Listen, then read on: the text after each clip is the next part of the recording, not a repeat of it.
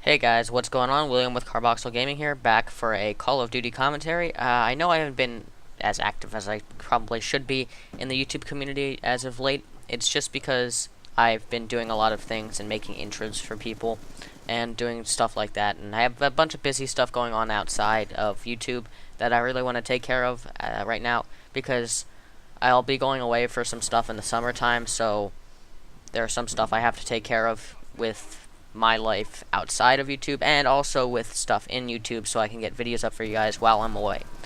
So, on to the main topic of the commentary I want to talk about today is the Oculus Rift. So, if you don't know what the Oculus Rift is, it's a virtual reality headset that you put on, and it kind of changes your experience in games so you're actually involved in the game itself.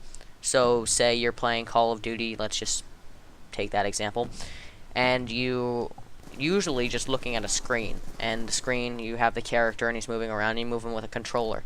But with the Oculus Rift, what happens is you put the headset on and you look into it, and you're basically looking out of the eyes of your soldier, and when you move your head left and right, your character moves his head left and right as well.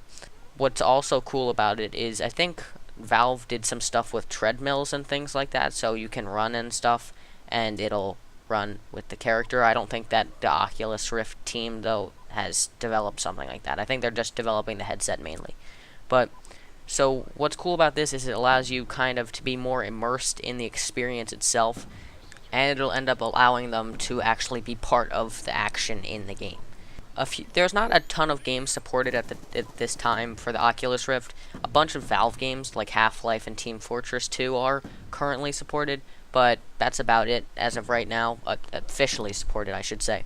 There is a few other unofficially supported games, or in development games, that are going to be supported by the Oculus Rift. I'll leave a link in the description to the Wikipedia article about the games that are currently in development that are going to support the Oculus Rift.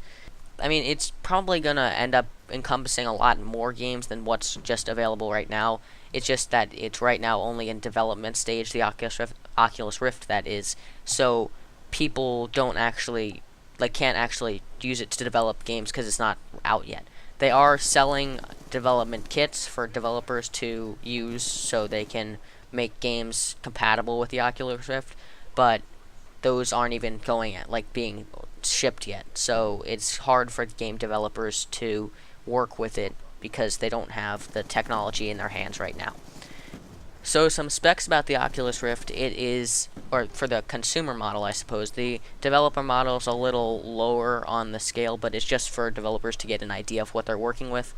So the consumer model will have a 1920 by 1080 display. It'll have a 110 inch, or I guess it's an inch, or degree, that's it. It's a 110 degree field of view. So usually the older virtual reality headsets like that, I mean, there weren't very many of them, but there was a few, and they only had very small field of view displays, so it wasn't really like you were immersed in the experience. It was more like you were just kind of looking at a little screen that was on your face.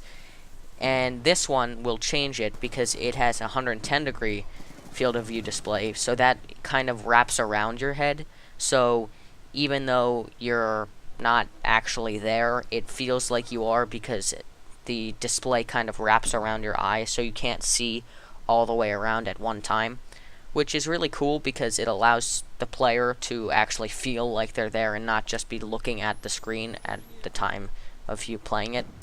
So that's really cool. And another thing they are adding, basically to make the virtual reality experience the best that it can be, is they're having what it's called low latency, and what that means is in the older virtual reality headsets, what you would do is you kind of moved your head to the right, and the display would kind of be following you. It would follow behind what you moved like. So if you moved your head right, and maybe a second or two later, well, it wasn't that long, but it was noticeable. You could, move your head to the right, and then the display on the screen would move to the right as well. But in the Oculus Rift, what happens is the display moves with your head. So say you move to the right, and the display will move to the right simultaneously with your head.